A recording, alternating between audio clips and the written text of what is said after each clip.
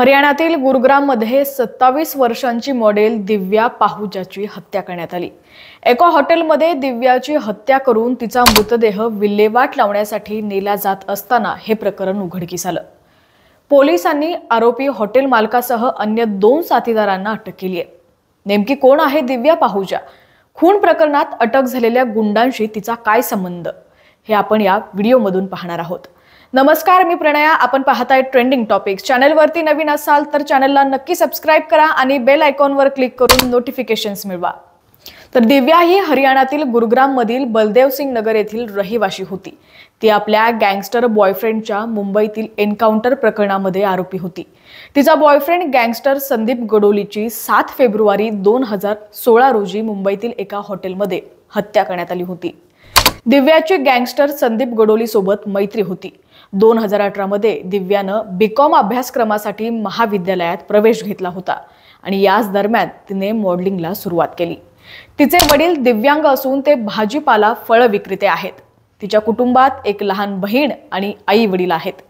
Gangster Sandeep गडोलीच्या हत्या प्रकरणात दिव्याला 2016 मध्ये अटक करण्यात आली होती। तेव्हा ती 18 वर्षांची होती।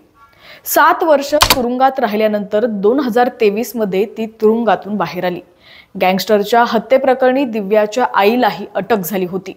दिव्या पाहुजा हिची आरोपी हॉटेल मालक अभिजीत सिंगशी मैत्री होती। 2 जानेवारी 2024 रोजी आरोपी अभिजीत दिव्यासोबत हॉटेल सिटी पॉइंट मध्ये आला होता। त्याला दिव्याच्या फोनमधून त्याचे अश्लील फोटो डिलीट करायचे होते, मात्र दिव्यानं त्याला फोनचा पासवर्ड सांगितला नाही। रागाच्या भरात आरोपी अभिजीतनं बंदुकीच्या गोळ्या झाडून दिव्याची हत्या केली।